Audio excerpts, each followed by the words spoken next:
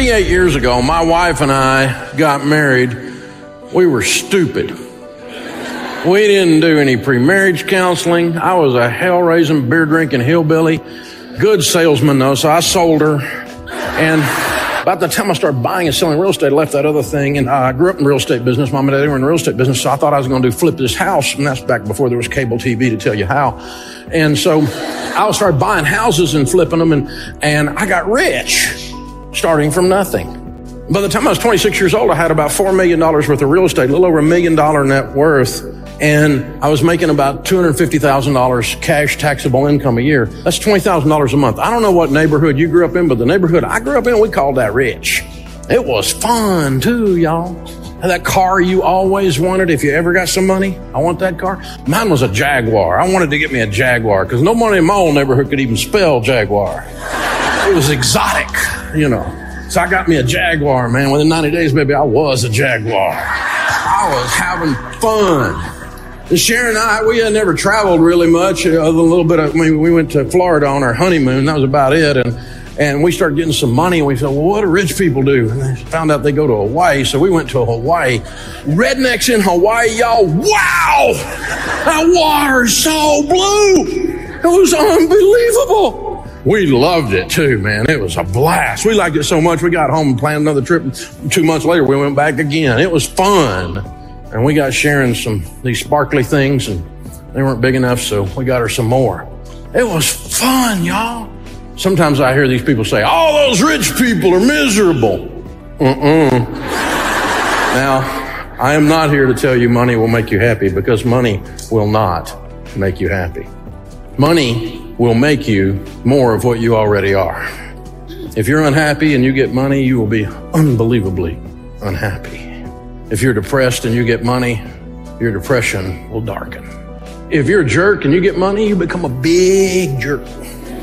If you're sweet and you're generous and you love giving and you get money, you become what we call a philanthropist, and you change entire communities, entire people sectors. You become more of what you already are when you get money. It doesn't fix your marriage. If you have a bad marriage, it'll make it worse. And the crazy that's in your family. So we're cruising along, everything's pretty good, and only I had done some stupid stuff. Nothing illegal. I didn't cheat anybody. I didn't lie. I didn't commit fraud. I didn't do anything like that. But I was just stupid. How many of y'all ever done something dumb with money? How many of you didn't raise your hand, have a problem with lying? I borrowed too much money, and we were doing a lot of it on 90-day notes because we were flipping these houses. And our bank, our largest bank, got sold to another bank out of state. And the guy looks down and goes, there's a kid, 26 years old, owes us $1.2 million on 90-day notes. Let's limit this relationship, which is banker talk for ruin his life. And we weren't late on a single note, but they called all our notes because under the paper I signed, they had the rights to do that if they just squirreled, and they squirreled. I was the idiot that signed the paper that allowed that to happen, never dreaming that anybody would be that way. Our second largest lender heard we were in trouble and called another $800,000, so we got $2 million due almost immediately, and it's all tied up in real estate. We spent the next 2.5 years of our life losing everything we owned. One year I made $250,000. The next year my taxable income was $6,000. Spent the whole year selling stuff trying to pay my bills because I was told you're supposed to pay your bills if you say you're going to. 2.5 years later, we were at the bottom. Our marriage is hanging on by a thread because the number one cause of divorce in North America today is money fights and money problems. We didn't get a divorce. Sharon said, I would have left, but I didn't have a car. With a brand new baby and a toddler, and our marriage just barely hanging on, and my hopes and dreams crushed, we were bankrupt. I remember standing in the shower with it so hot I could just barely stand there, and I would just stand there with a shower in my face and cry because I was so scared. It took a while. Instantaneously, things don't heal, do they? It takes a little time. So we didn't instantly bounce back. When you fall that hard, it's more of a splat. And so we start handling money this way. We start doing these 5 things that I'm going to teach you this morning. If you do these 5 things 100% of the time, they work because they're from God. I didn't make them up. I stole them all from the Bible and your grandmother. They're called common sense. I just sold them better than anyone has ever sold them in America's history. That's all. Number 1, get on a budget. Jesus said, don't build a tower without first counting the cost, lest you get halfway up and you're unable to finish, and all who see you begin to mock you and say, this man began to build and was unable to finish. My friend John Maxwell says, a budget is people telling their money what to do instead of wondering where it went. My friend Zig Ziglar used to say, if you aim at nothing, you'll hit it every single time. It turns out winning at something is an intentional act. No one accidentally wins. I never interview the football player after the Super Bowl's over and goes, how did you do that? How did you just win the Super Bowl? I don't know. I just got off the bus and it just... Winning is an intentional act. If you're going to have a great marriage, you're going to work at it. If you're going to have great kids, you're going to work at it. Dave, how'd your kids turn out? The nurturing of their mother, the fear of their father. We had a plan. All the boys in the youth group are scared of you. Great! Awesome. Keeps away wusses and jerks. We don't want those as sons-in-law or daughters-in-law. You know, it's just a plan. You don't win with money accidentally. You're not going to win the lottery. You're not. It's not a random lightning strike. It's a series of, I planted some corn and corn grew. Wow. As you sow, so shall ye reap. If I plant nothing, nothing grows. The same rain comes, the same sun shines, but nothing grows. If you manage money for a company called You Incorporated and you manage money for You Incorporated the way you manage money for you now, would you fire you? Don't answer that. The second thing is get out of debt. The borrower is slave to the lender. 100% of the mentions of debt in Scripture are negative. There is no good debt in Scripture. When you read about it, 100% of the messages are, it's a curse, you're a fool, you're a slave. 100% of the messages in Scripture, biblically speaking, debt is stupid. And so what happens is we go to school and we get us a little student loan. Got to have old Sally Mae in our life. And then we get a MasterCard. Borrower's slave to the lender, so we should get a Master. And then we go buy a car we can't afford. We know we can't afford it because we have payments on it. And then we go buy a house we can't afford. And we look up 7 years into our brand new marriage, trying to live the same standard of living our parents were living, only it took them 35 years to get there.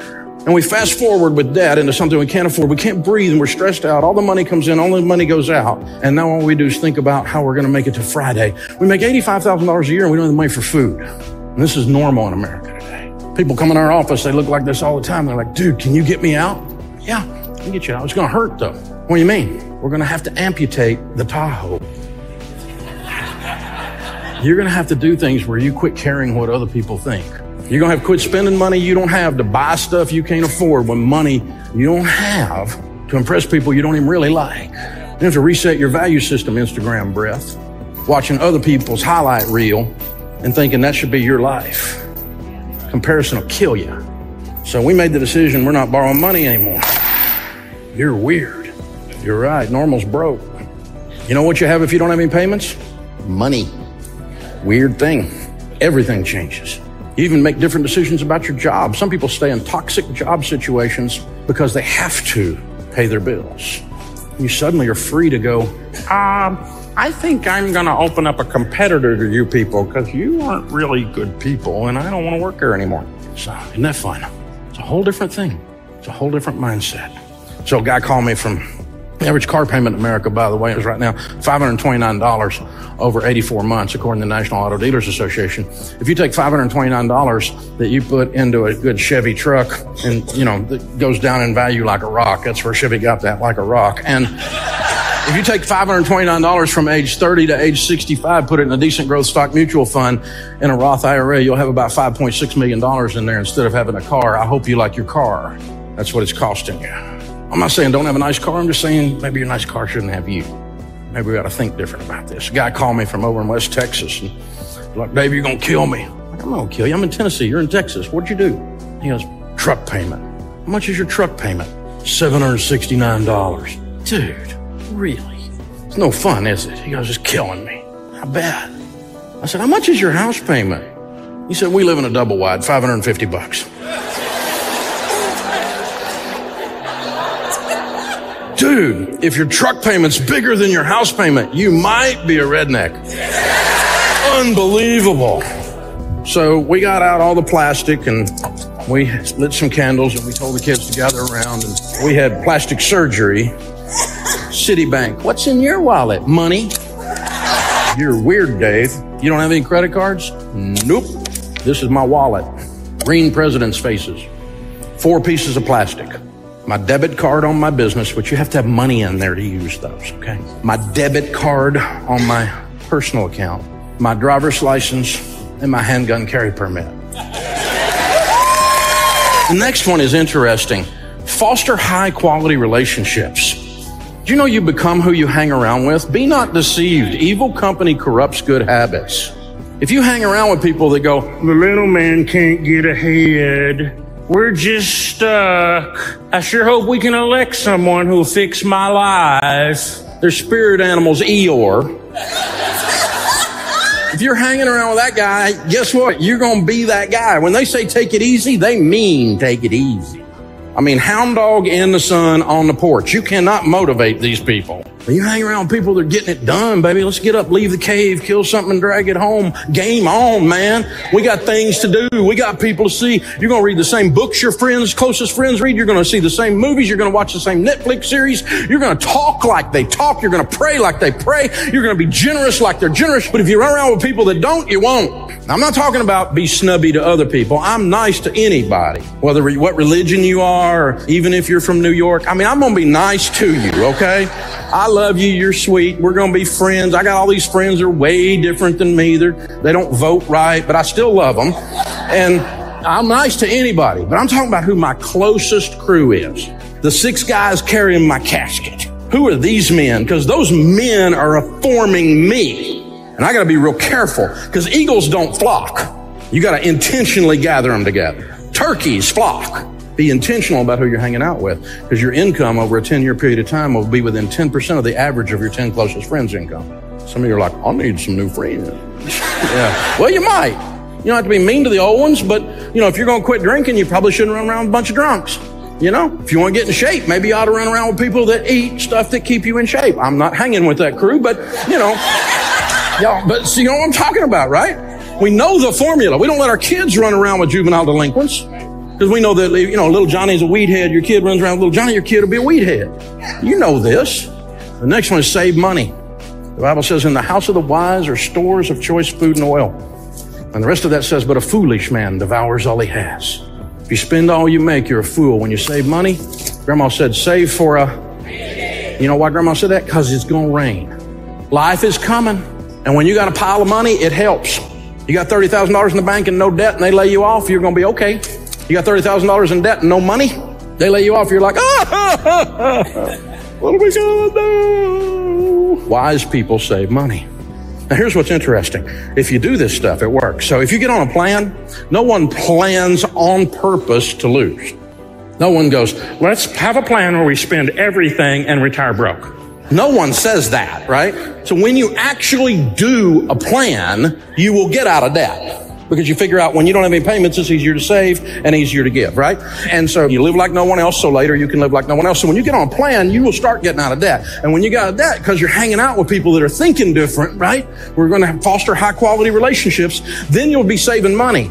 And so all these things work together. And the natural byproduct is the last one. You will automatically do it. God says be outrageously generous. He loves a cheerful giver. You can't give when you're broke. I never noticed poor people feeding hungry kids.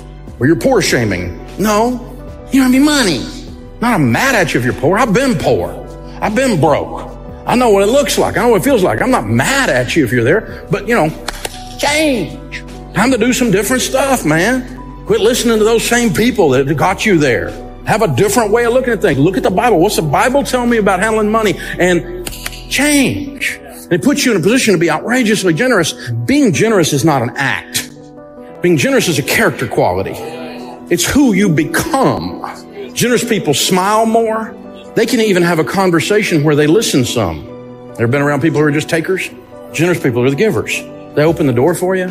They can't help but notice needs because they no longer have their eyes on themselves because they got self under control. Take care of your own household first, then put you in position to be outrageously generous. So try this one out because they told me to be done in 40 minutes. That's when the Holy Spirit leaves. And so Thanksgiving's coming. Here's what I want you to do. Leave early when you go to Grandma's house for the feast. Put the kids in the car. We're going to leave 30 minutes early. And I want you to drive and park right in front of the Waffle House on the way to Grandma's house. I want you to leave the kids in the car, leave your spouse in the car, leave the car running. It might be cold. I don't know. Just tell them to sit there. Kids, put the screens down and watch. I want you to go in there. I want you to sit at the counter. I want you to have a cup of coffee. And she'll come up and she'll pour your cup of coffee. When she does, I want you to look into her eyes. They'll tell a story. The Bible says the eyes are the windows to the soul. When she pours that coffee, happy Thanksgiving. Pull out 3 of these $100 bills. I want you to leave them under the saucer. Slip out. Go sit down with the kids. Hey, kids, watch God show off. Let me tell you what she'll do. She'll pick them up. You know who's working Waffle House? Somebody needs a job. You know who's working Waffle House on Thanksgiving Day? Somebody needs a job bad. This right here is life-changing, baby. She'll pick this up and she'll go. Bless her heart, it's been so long since anything good has happened. She thinks it's a trick. I want you to take $300 and I want you to take your spouse on an unbelievably nice dinner and I want you to enjoy some money. But I dare you to have more fun with $300 than that. That's as fun as it gets right there, ladies and gentlemen. You have the opportunity to just impact stuff when you're not broke anymore. Because you decided you were going to follow the spiritual transformation of not being conformed to this world, but being transformed by the renewing of your mind. တနေ့ကိုတနိုင်နှစ်နိုင်ကိုဝါဒနာပါနဲ့အလုပ်လုပ်ပြီးတော့ကဘာပတ်ချင်ပါတယ်လားဆရာကို stock share မှာ join ကြည့်ပြီးတော့ကဘာပတ်ချင်ဆိုရင် stock share တင်တန်းတက်ပြီးတော့အရင်းနှီးနဲ့ stock share လုပ်ငန်းလုပ်လို့ရပါတယ်ချမ်းသာအောင်မြင်တဲ့အမျိုးမျိုးသိချင်ဆိုရင် YouTube playlist ဆိုတော့မှာ stock share နဲ့ option ကိုသုံးပြီးတော့ဘယ်လိုချမ်းသာလုပ်မလဲအင်ချမ်းမီရဲ့ cryptocurrency ရဲ့တခြားချမ်းသာအောင်မြင်တဲ့အမျိုးမျိုးကိုကြည့်လို့ရမှာဖြစ်ပါတယ်တင်တဲ့ဆင်းသွင်းခြင်းဆိုရင်ကြိုက်တဲ့ YouTube video အောက်တော့မှာ comment မှာလည်း link လေးရှိပါတယ် description အောက်မှာလည်း link လေးရှိပါတယ်အဲ့ဒီ link လေးကို click နှိပ်ပြီးတော့တင်တဲ့ဆင်းသွင်းလို့ရပါတယ်